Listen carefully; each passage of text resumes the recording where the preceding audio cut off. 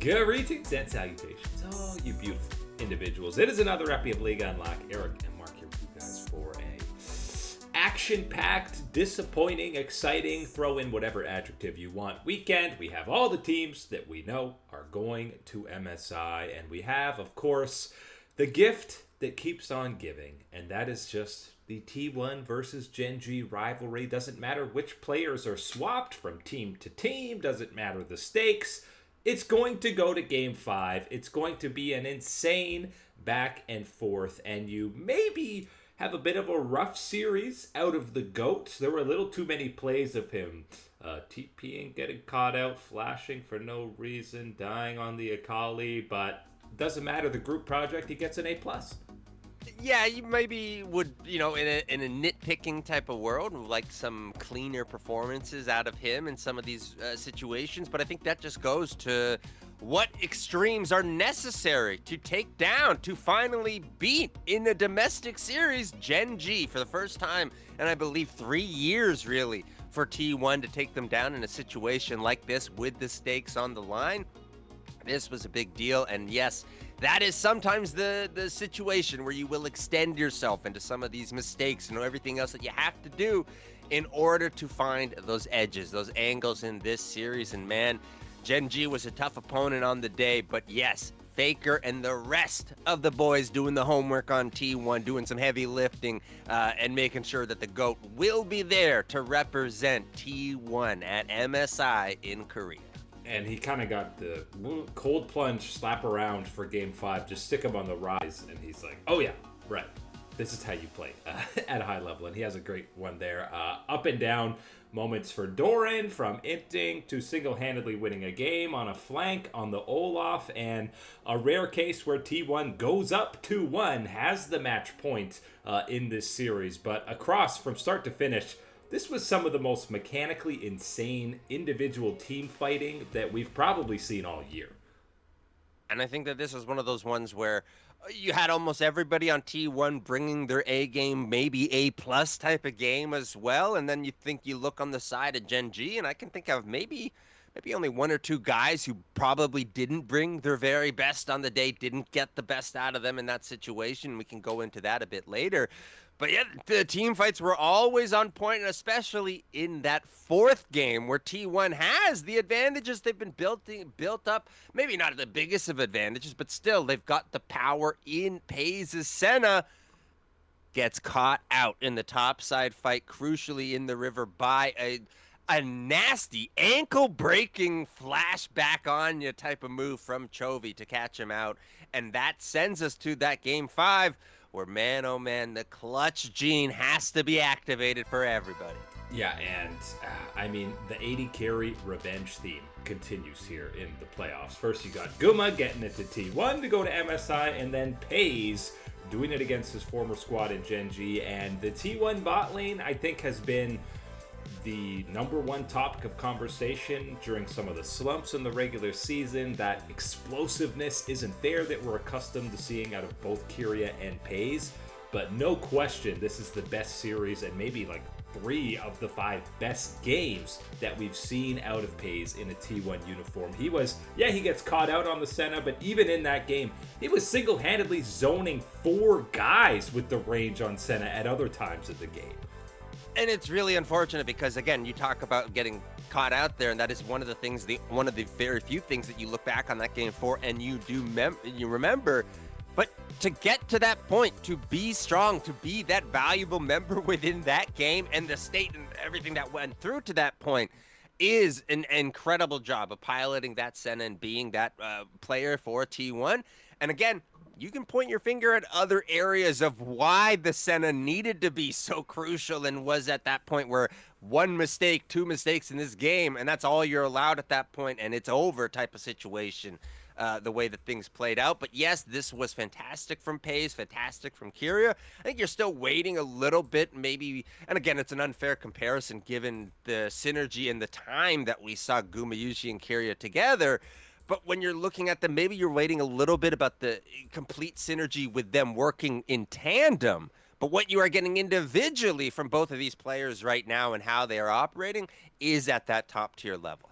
And it was necessary against, GenG. Ruler had some good moments, but across the board, I think Pays for sure was the standout AD carry and probably player in this entire series. I'm going to go a glass half full on the GenG side here. Now, obviously, the two-time defending MSI champs not going to be there to defend their title, but I legitimately think this more contested LCK, them actually losing games, not even making it to some of these tournaments, I'm going to feel better about them come Worlds because that pressure isn't going to be there and they've actually gone through some trials and tribulations as opposed to us just talking about what kind of ludicrous win streak they have carrying into Worlds. It sets them up for a very crucial summer split, and a summer split that will be very, telling as far as what is going to happen, what their chances are for a world championship type of run. Is you're going to see that bounce back, that type of response? Is it the dominance that we have become expectant of GenG? It will hit differently this time around, knowing where they are within the sorting of power in the LCK and who can challenge them within that Legends group that is going to be at the very top situation of the LCK. You got DK, you got KT, who have both proven that they can challenge you. You have a T1, a Hanwha Life, that have jumped you in the positioning and getting the honor of representing at MSI in Korea. Yes, I think this is going to be one of those, bittersweet pills to swallow for GenG where you aren't going to get this opportunity, yes, but I think it could forge you into a stronger team come the more important split and a more important international tournament with the World Championship. And then immediately for T1, of course, MSI viewership gets a bump with Faker and the boys coming, but with T1 getting dropped in the play-in stage, it's not an easy they're going to 3-0 their way through because even though they played at a very high level, they're still the circus that is T1 and they're messy. They're very messy. In this series, they've been messy throughout the LCK, so there's a small, teensy tiny chance that one of the Western squads can at least maybe push T1 to the limits to qualify for the main stage. This isn't the unbeatable force that we have come to see out of the LCK at certain times or at certain event situation, and that's not meant to say that they aren't fantastic. They are. But there absolutely are avenues where you see that you can maybe make a mistake and not get punished the way that you would in the past, which was obviously, I think, the biggest barrier to pass through is that any little mistake that you would make, well, there is a punishment. There was a cost to that on the other side from the LCK squad that would put you just too far behind, too weak in a position to do anything later on and whatnot. I don't think that's really going to be the situation. I don't think that's the situation with the game and the state that it is in right now and all these things. And I think that that's not counting on just how good some of these squads are that are representing as the second seed from their region. Specifically, for me, a squad like Carmine Corp, maybe even Team Liquid at their very strongest, very best, which I know is very rare to see type of thing, but it's absolutely one of these things that you can put into the unpredictable counter that can come through when you are in one of these play-in type of things. And I think, yes, despite being a heavy favorite to work their way through, it is absolutely not a slam dunk that we will see T1 advance through at MSI. For all the slam dunk banger guarantee that T1 GenG always gives us, the LCS finals, bit of a dud, a pair of sweeps, and I mean, Cloud9 versus Team Liquid, not even close. Maybe the finals were a little closer, but Lion was mainly in control. There wasn't much competition over the weekend in North America. Oh, and it was kind of miraculous how dominant Team Liquid was able to be against Cloud9. The full force, full octane power of that team ripping and roaring out there on Summoner's Rift. And you get against Leon, and it is the exact opposite. It is about as lame duck weak a performance as you could possibly see out of that Team Liquid team, and still it leaves you feeling very blasé about the LCS at this point. It's one of those ones where you can talk a lot about the failures of Cloud9, an 8-0 squad throughout the regular season and getting to these points and then faltering at only the crucial situations and not looking anything close to the competent team that we saw throughout the real part of the regular season, And then you can talk about Team Liquid with finally seeing the real performances that was starting to show signs of it in the last couple of weeks, and then just completely shuts off in the final event.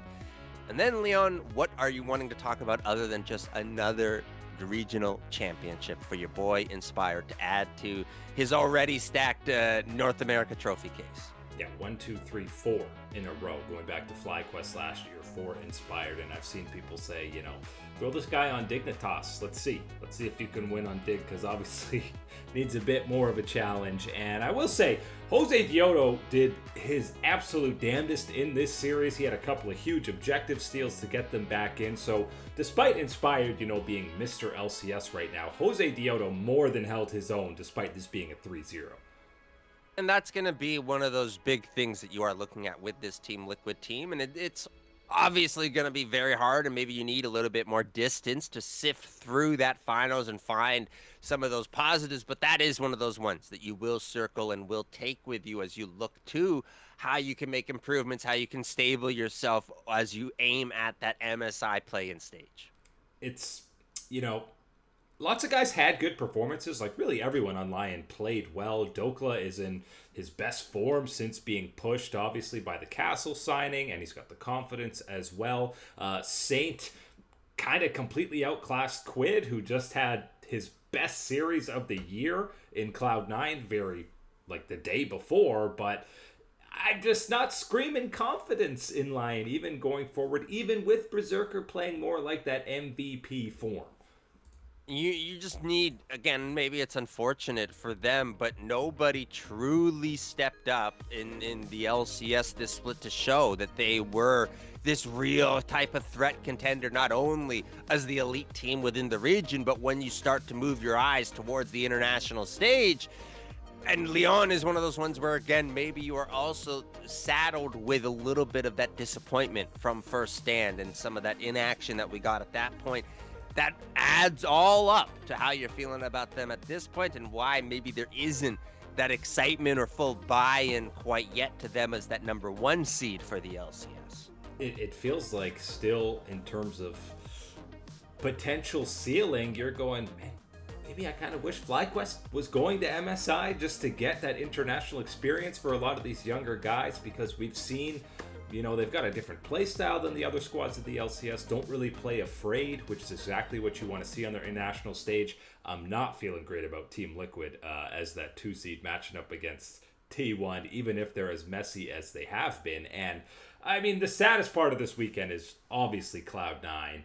You go 8-0, undefeated, and then proceed to, like clockwork, the script is getting a bit dull, LCS.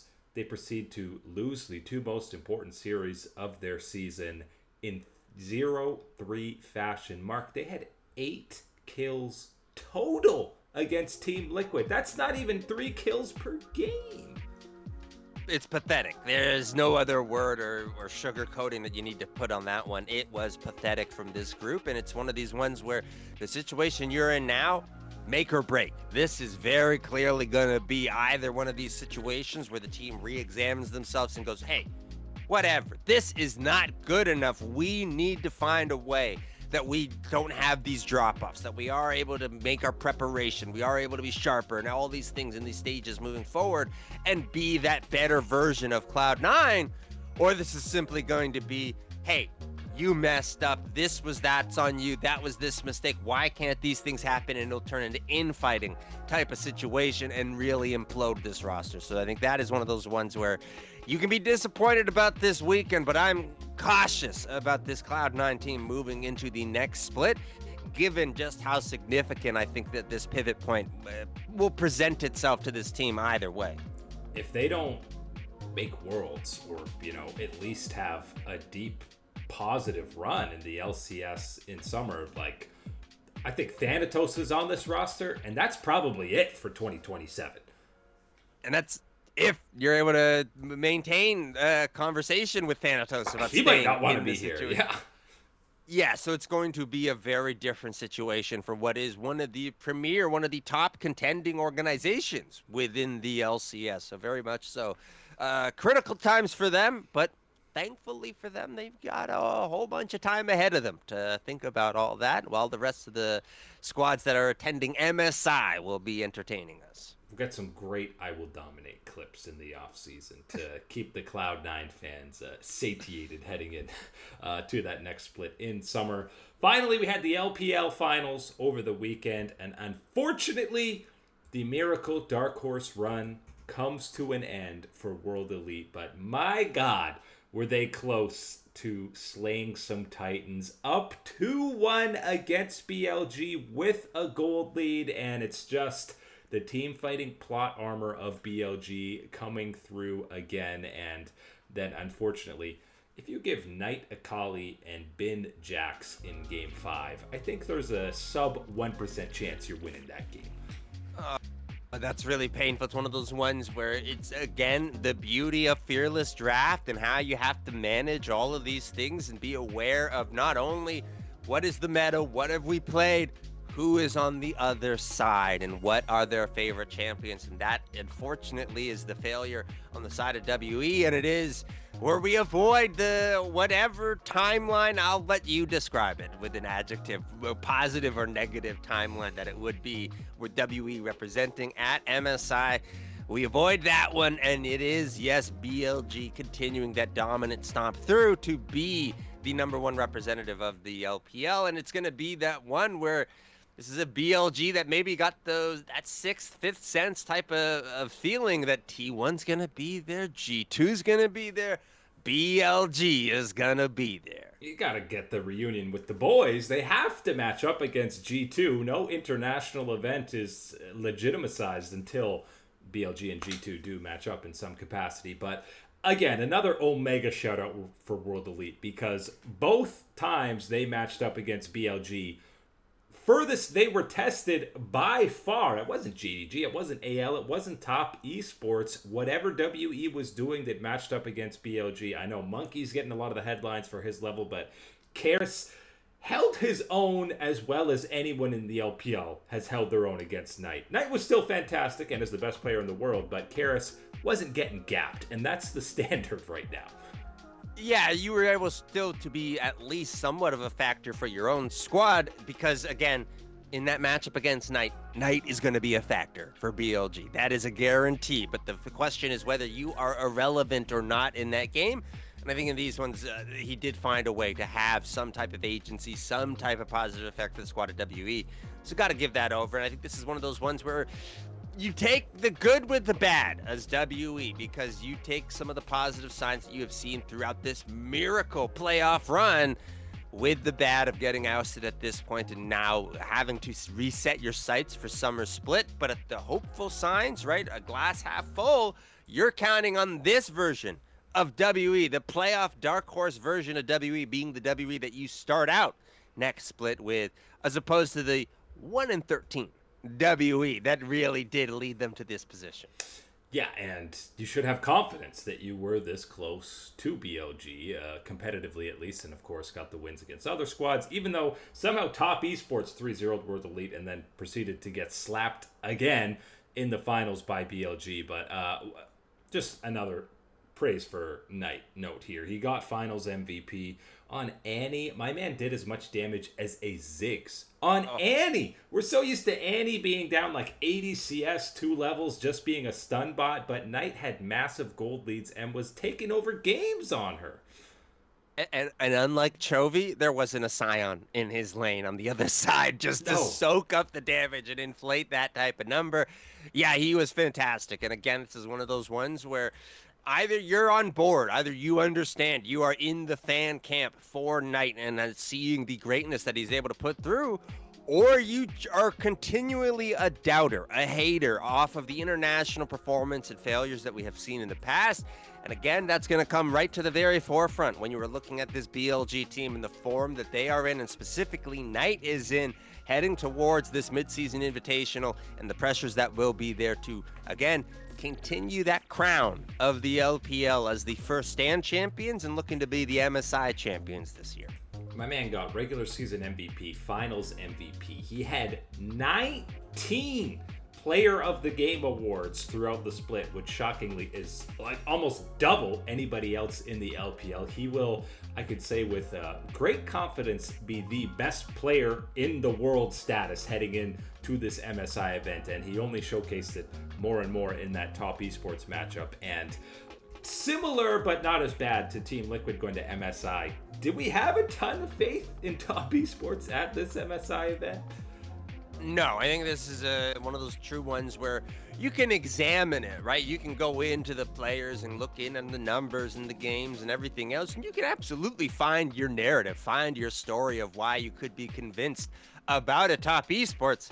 It ain't gonna do nothing for you until you see the on the rift action from this squad, and that's from a day to day basis, unfortunately for them. But that's the situation of how much you truly can trust them at this point. I think moving towards this international event, especially in comparison to everybody else that is going to be there. But thankfully, they are within the play-in group, so I think they will find themselves in some similar comfort as far as unpredictable natures of these teams. Well, like if they should be thanking BLG, even though they just got bodied by them, because if they were in that T1 spot in the play-in stage, I'd be favoring KC to get out over them. It's obviously T1 is T1 at an international event, but you throw top esports in with Team Liquid, Carmine Corp, like I'm not even confident they get out of that.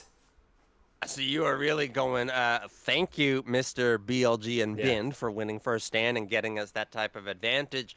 But it is one of those ones where I think there are avenues for any of these teams, the LCK, LCS, LEC, to prepare, an LCP even, of course, to prepare for a squad like Top Esports and really kind of identify that as a potential opportunity. But one of these ones where I think all of us included in the global community could be in for a bit of a shocker if Top Esports decides to muscle up for MSI.